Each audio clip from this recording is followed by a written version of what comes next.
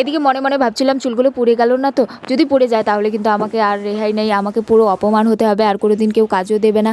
তো যাই হোক, তাও মনে মনে এই ভয় নিয়ে তাও কাজটা আমি করলাম। করার পরে তারপরে অবশেষে কি হলো দেখতে থাকো তোমরা। তো হ্যালো সবাইকে, আজকে মঙ্গলবারে মঙ্গলচণ্ডী পুজো আমাদের বাড়িতে। আর এদিকে মা প্রদীপগুলো মানে প্রদীপ জ্বালাচ্ছিলো, আর এদিকে হচ্ছে মার হাতটা একটুখানি পুড়ে গিয়েছিলো, আজকে সব পোড়া কপাল।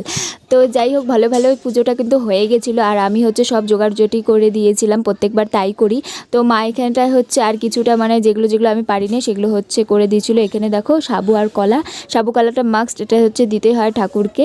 আর এখানে হচ্ছে ফল কেটে রেখেছিলাম, আর প্রদীপটা দেখো কি সুন্দর করে জ্বলছিল প্রদীপটা।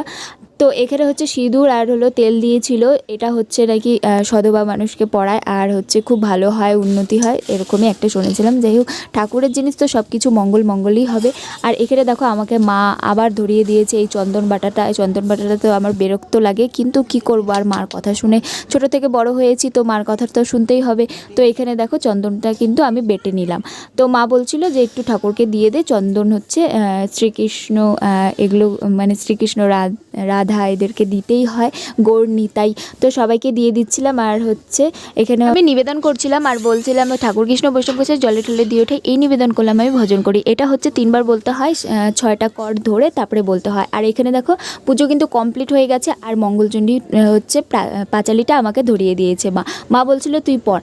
তো এবার কিন্তু আর হচ্ছে দাঁত খুলেনি আমার, কেন আগের বার হচ্ছে মানে পড়তে আমার দাঁত মানে খুলেই গেছিলো, এরকম একটা ব্যাপার হয়ে গেছিলো। তো হচ্ছে ভালো পুজোটা দেওয়ার পরে সন্ধেবেলা আমি হচ্ছে পার্টি মেকআপ করতে গেছিলাম। তো আমি আর সম্পাদি টুটি করে চলে গেছিলাম, তো যাওয়ার ক্লিপটা আমি নেওয়া হয়নি। তো এখানে হচ্ছে পুরো মেকআপটা অলরেডি হয়েই গেছে। তারপরে আমার মনে পড়ছিলো যে সম্পাদিকে বলছিলাম যে হলো আমাকে ভিডিও করে দিতে।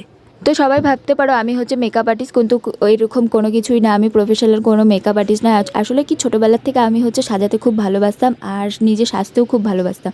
তো নিজে সাজতে এরকম হয়ে গেছে হাতটা, মানে পুরো পাকাপোক্ত হয়ে গেছে, অতিরিক্ত পাকাপোক্ত হয়নি, মানে যেরকম প্রফেশনাল মেকআপ আর্টিস্ট যারা হচ্ছে শিখে তারপরে এরকম মানে হচ্ছে ভালো মতো ব্রাইডাল এরকম কিছু করে। তো আমি ব্রাইডাল এখন পর্যন্ত মানে হাত দিইনি, প্রচণ্ড ভয় পাই। তো হচ্ছে পার্টি মেকআপ অনেকগুলোই করেছি, তোমরা হচ্ছে আমার ভিডিওতে মানে দেখেছো কি, ও হ্যাঁ সরি দেখোনি। যাই হোক, আমি হচ্ছে ক্লিপগুলো করিনি, তো আমি ভেবেছি যে আস্তে আস্তে আমি ক্লিপগুলো নিয়ে ইউটিউবে ছাড়বো, তোমাদের সাথে শেয়ার করব সবটাই।